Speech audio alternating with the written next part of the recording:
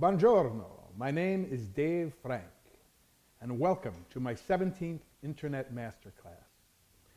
I'm coming to you live tonight from Harry, NYC at 130 West 30th Street in the heart of Manhattan. Tonight I'm pleased to offer you a clinic called 15 Stylistic Elements for the Advanced Jazz Pianist. This clinic is designed for jazz pianists who have developed their musical ability to the point where they can improvise freely in the right hand while comping chords in the left hand over standards. My intention tonight is to show you how the use of stylistic elements can greatly add to the variety and interest of your playing. We'll be exploring lots of playing concepts that I think you'll find useful in your solo and group efforts. As this will be an advanced clinic, try not to get overwhelmed by the overwhelming volume of concepts that will be presented. Probably the best way to use this video is to pick one or two elements to start with and work them gradually into your playing, one hand at a time. As usual, I think it would be helpful to download the notes for this class from my website, located at www.davefrankjazz.com. Welcome. Read along with me if you will. We'll define the term stylistic element to mean any repeated patterning of notes used for a series of consecutive measures during an improvisation. A stylistic element can be, for example, a way to break up notes of left-hand chords, a way for the hands to answer each other when they're improvising, and the like. A basic difference in stylistic elements I'd like to mention right off the bat is in the rhythmic dimension of the element. The rhythms we'll be exploring tonight will be of two different types, either direct rhythms or implied rhythms. A direct rhythm is any rhythm where the quarter note pulse of the music is clearly stated. An example of this type of rhythm could be a walking bass line,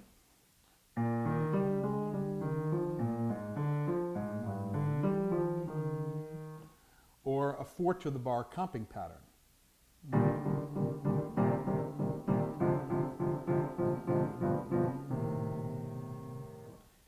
An implied rhythm refers to a rhythm that is partially defined but open-ended.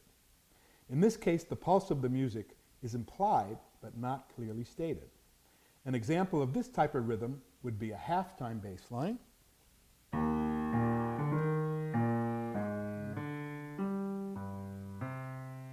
or the famous doorknob pattern that we'll study later.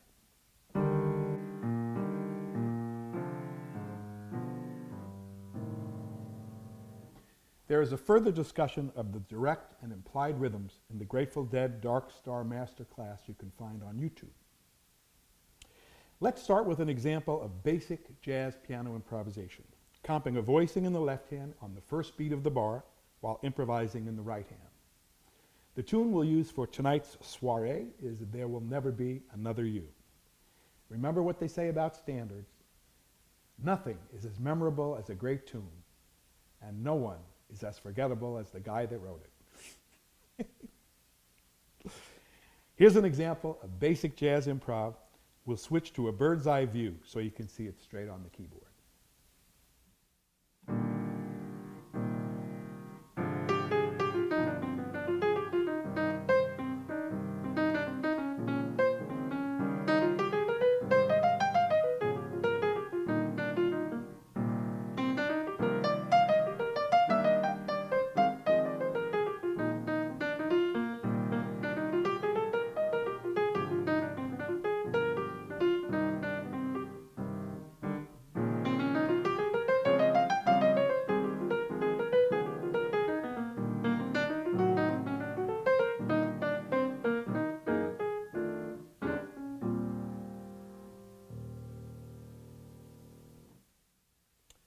The first stylistic element for this evening I call a chorale.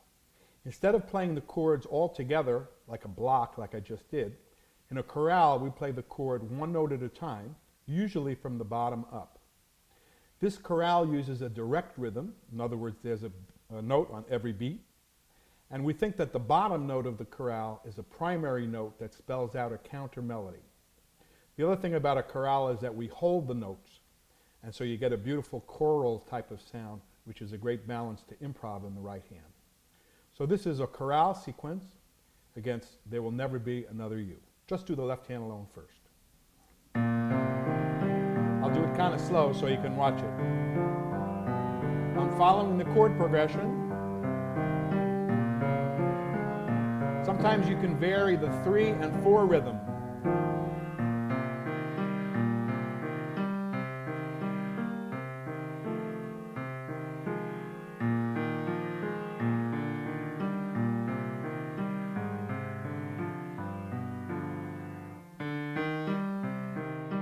Sometimes you can leave a note out.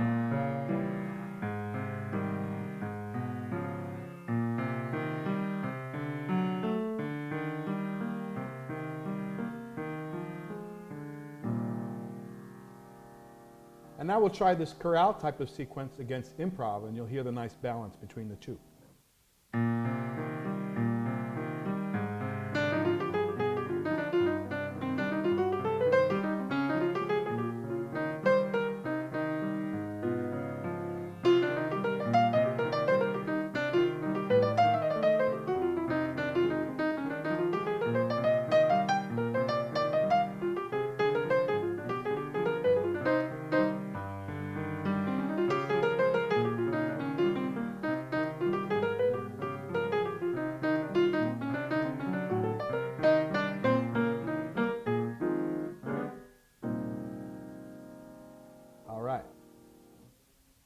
Our second stylistic element is called an umpa. In an umpa sequence, instead of playing all the notes together like we did at the beginning, we're going to play the bottom note alone, and then we're going to play the top 2 or 3 notes after it. And we're going to keep a steady quarter note rhythm between the bottom note and the rest of the notes of the chord. Here we're trying to bring out the bottom note of the umpa to create a counter melody in half notes like this. It's a bit of an old style, but it's still kind of nice. And you can vary a little bit.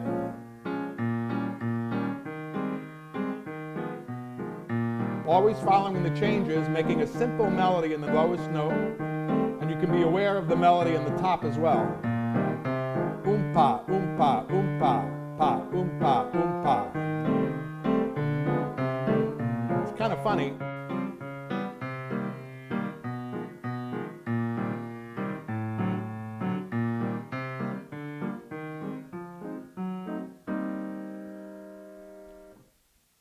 Now we'll do the umpa sequence against right-hand improv.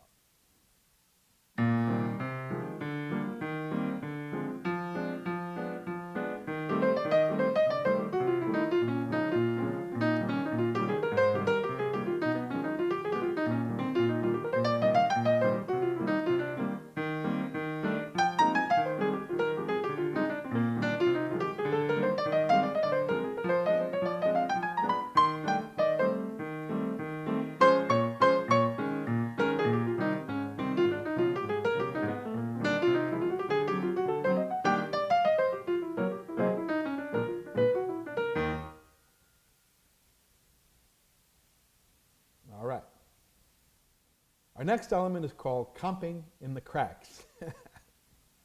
In this element, we lead with the right-hand improv line, and we only place the left-hand chord where the right-hand line breathes.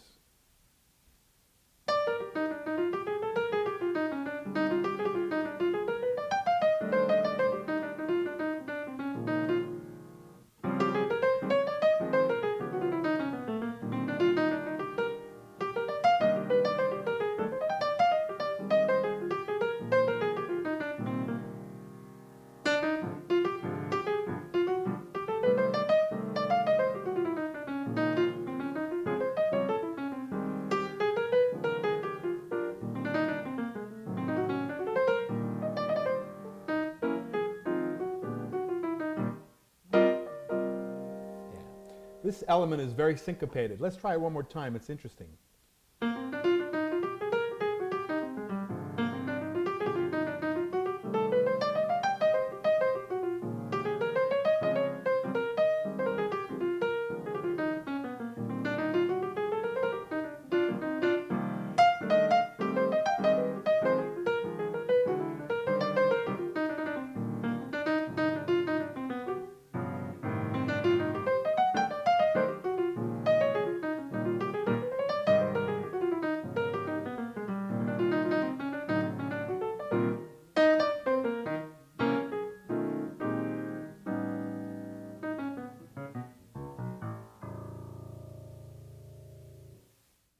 Now we're going to study the famous doorknob left-hand pattern. This pattern is used extensively by Bill Evans when he plays solo. I think this is my favorite element. It's a beautiful balance between the rhythm and the harmony. And in this doorknob pattern, it's like turning a doorknob. We play the top 2 or 3 notes alone, and then we play the bottom note. So it's the exact opposite of the umpa, where we play the bottom note and then the top notes. The rhythm of the doorknob can be either 2 and 2, or it can be 3 and 1. So this is an implied rhythm as opposed to the direct rhythm of the other ones we've studied so far. So here's an example of a doorknob sequence, again, against the changes of There Will Never Be Another You, left hand alone.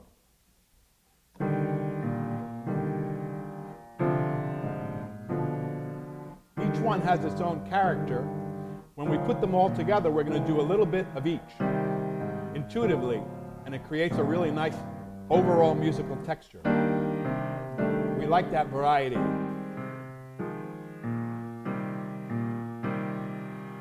It's real fun to play an implied beat. You feel the beat, but you're not necessarily spelling it out.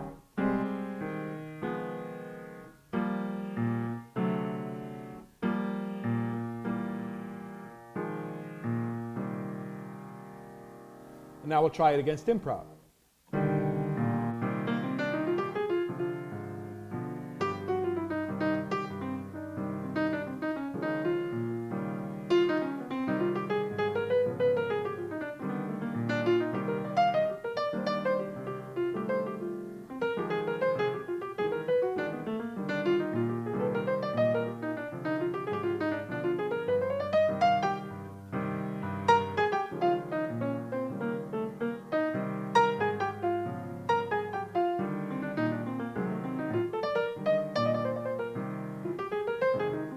One more.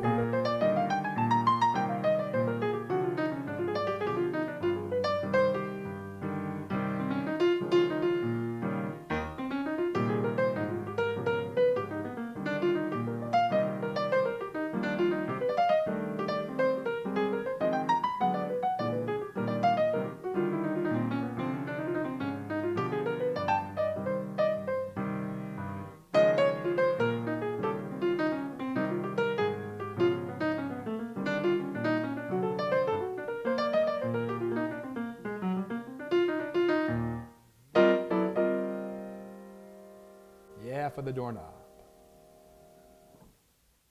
Next we'll do another direct rhythm. This is called 4 to the bar.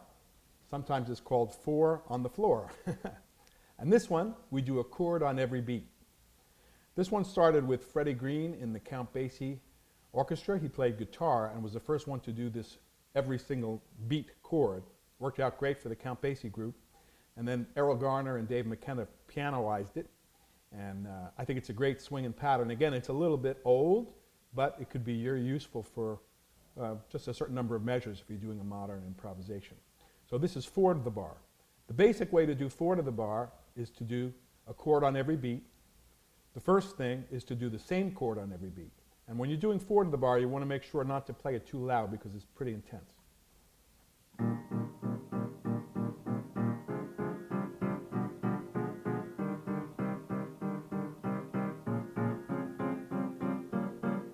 Our counter melody is in the thumb. We're aware of creating a simple melody with the thumb at the same time as we're doing these chords, every beat.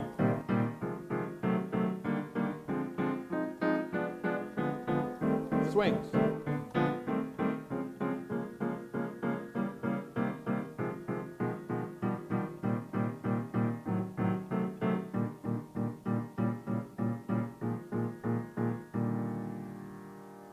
It's a little more advanced to try to change the chord in the middle of the measure. Sometimes we can do 2 beats on one chord, one voicing, and 2 beats on another voicing for the same chord. It creates a little more movement and variety in the 4 to the bar. It's a little harder, but it sounds something like this.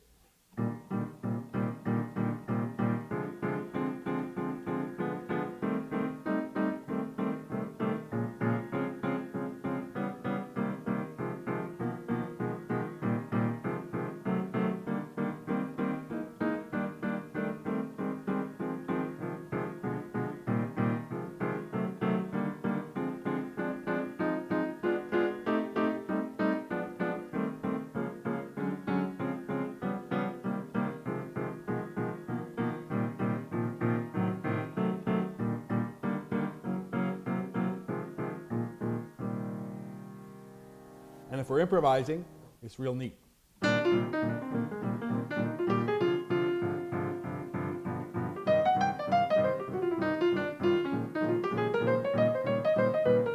Watch the volume.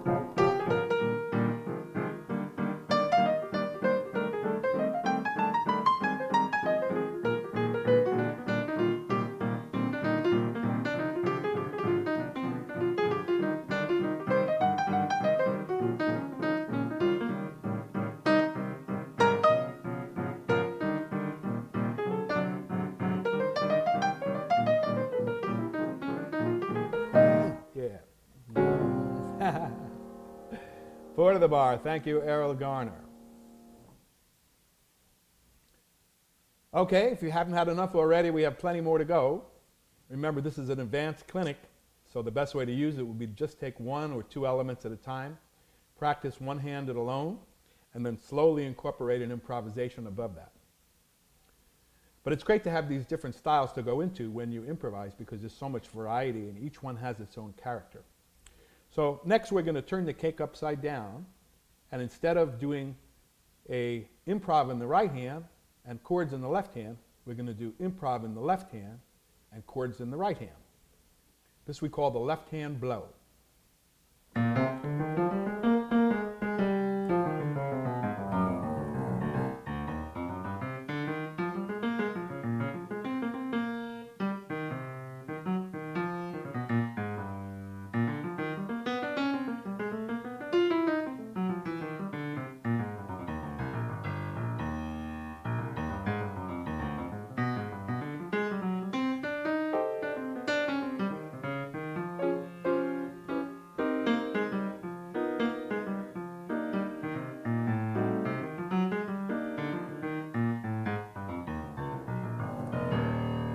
Yeah, that's pretty heavy. Now here's a really interesting technical point for you pianists. When you're improvising lines in the left hand, you want to think that you're generating the physical motion of the playing from either your elbow or from your shoulder. In other words, most of the time when we play, especially in the left hand line, we're just using fingers. And it feels a little wobbly, so on and so forth. I can't even play it well that way. But if you think that you're generating the physical motion of the arm from either the elbow or the shoulder, immediately you're going to be using longer muscles and it's going to feel much more solid. And your technique is going to be better immediately. Try this. I'm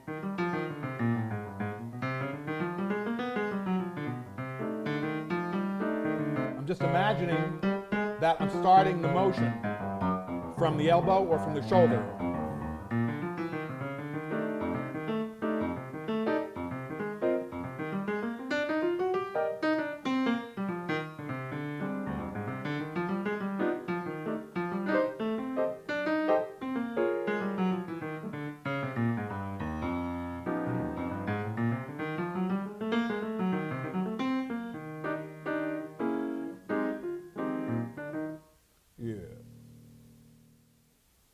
Our next element will be doubling the left-hand blow, and this will be called an octave blow.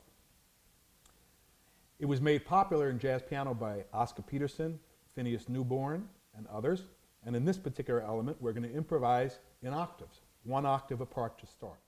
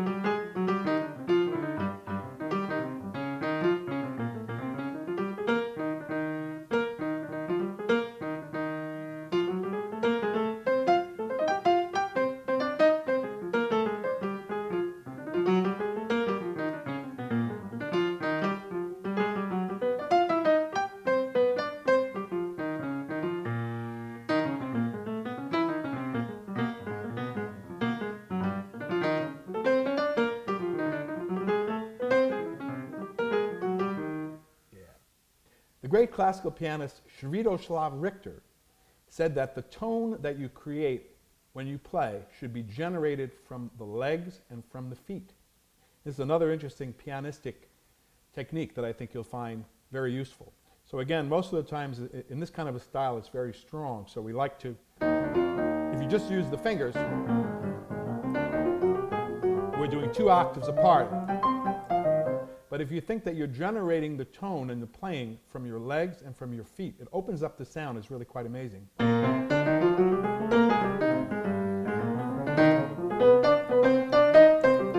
Let's try 2 octaves.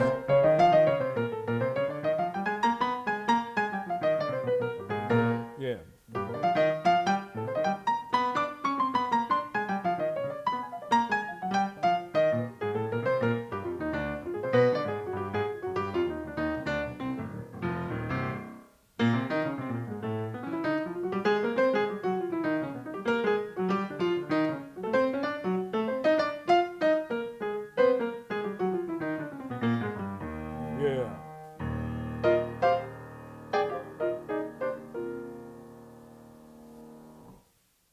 Our next element is rather unexplainable, and this is where we're going to create 2 different improv lines in the 2 hands at the same time. This is called contrapuntal playing, and I don't know how it's done.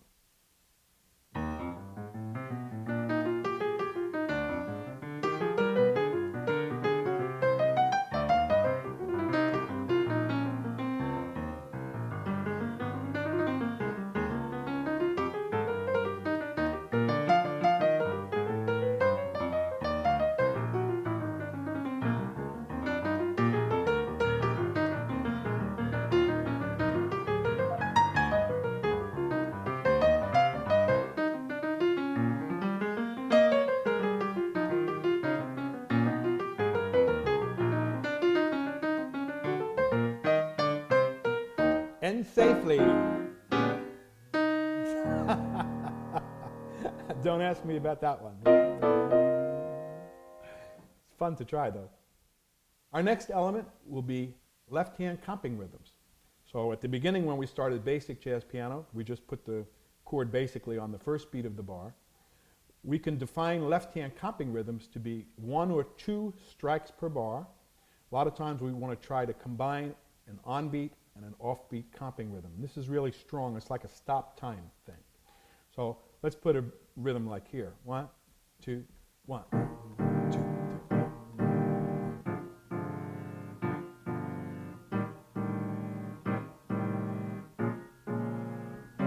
I'll add some improv.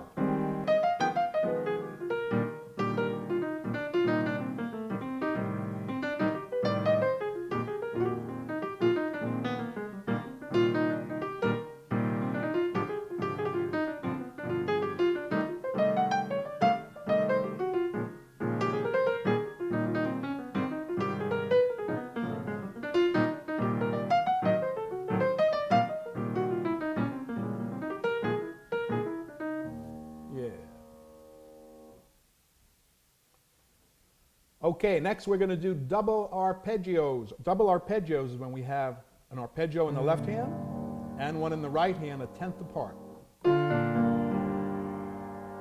And we make a melody following the changes of the tune using double arpeggios. This is a real interesting style. It's an implied rhythm, and it sounds something like this. I'll do it slow.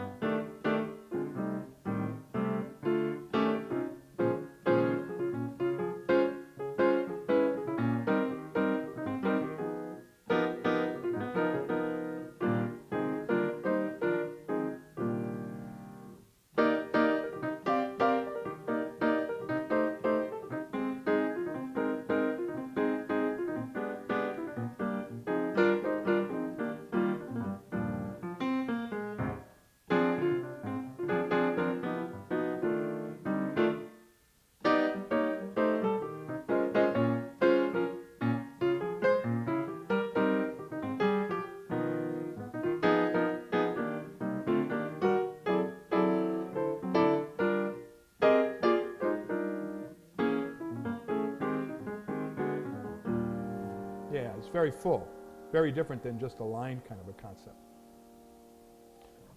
Okay, you're hanging with me, I hope. Our next element is called faux stride. Regular stride piano is very regular on every beat.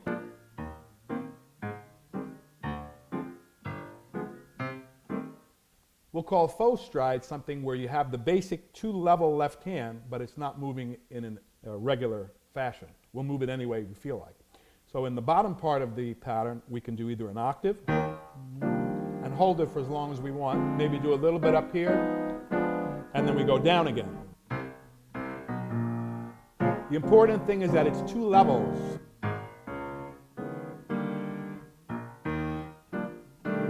Sometimes you can put a chord in the very low part. 1, 2, 3, 4, 1, 2, 3, 4, 1, 2, 3. Adds a lot to the left hand. Rather than just a simple chord, we have two levels. We'll try a little improv on this.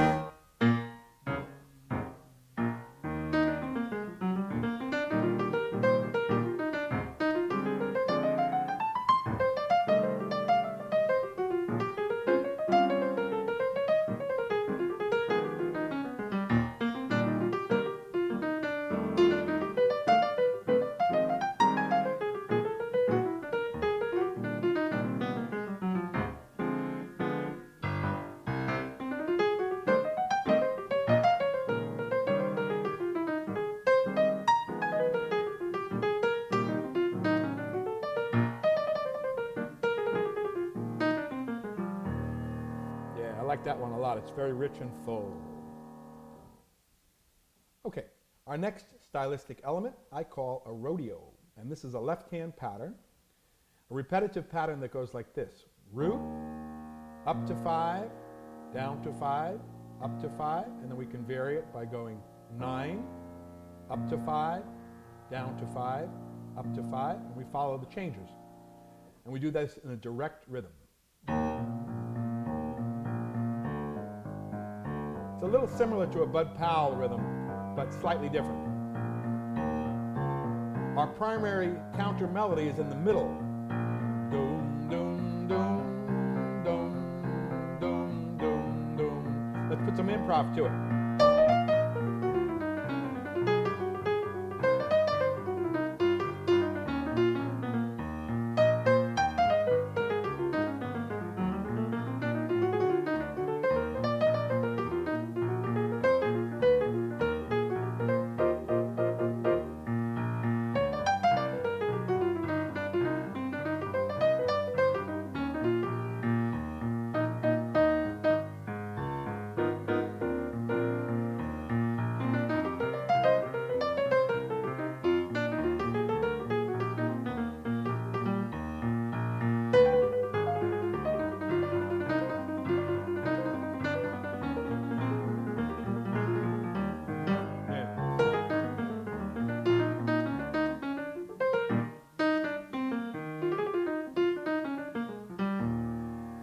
Yeah, I like that one. Rodeo.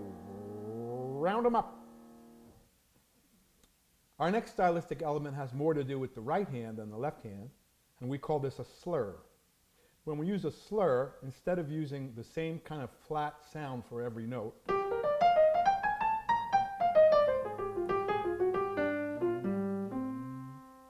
we're going to take certain notes in the line. Sometimes it's the highest note. And we're just going to slide off of the half step below it to create a kind of a gritty sound. Something like this.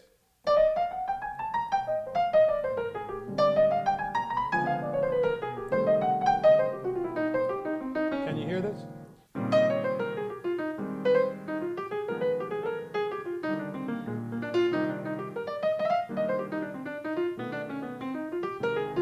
You can put this kind of anywhere in a chord.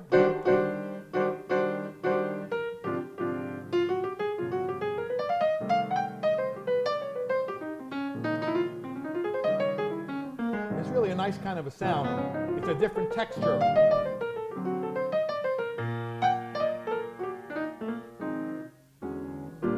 And you can kind of put that anywhere you like it. Usually works in the right hand on a line.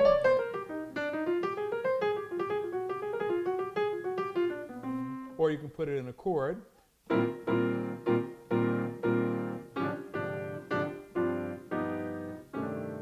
Call that a slur.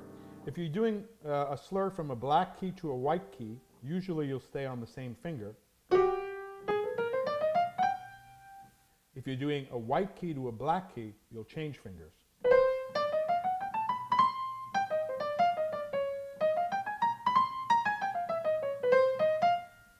Black key to white, same finger.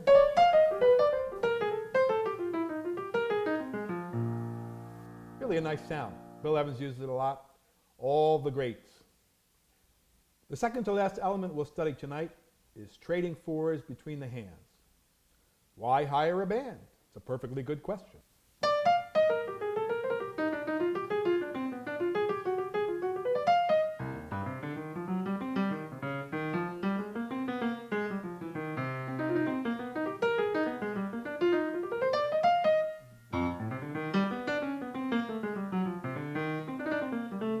We'll loosen it up a little bit.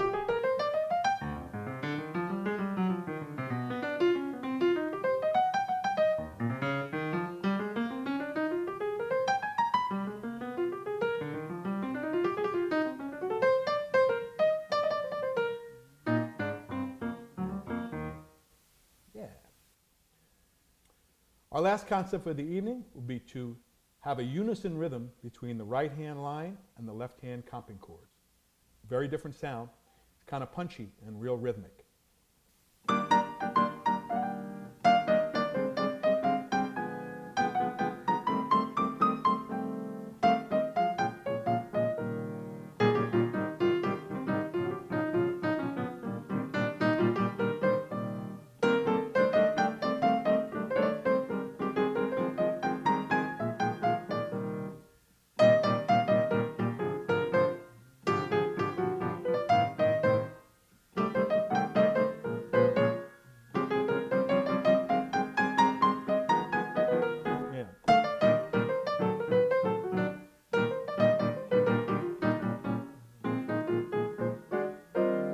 A little bit difficult after a while.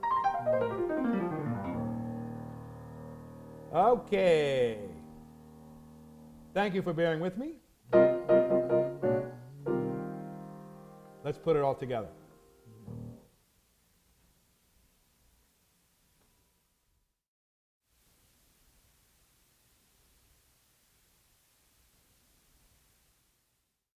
How are we doing out there? Was that enough styles?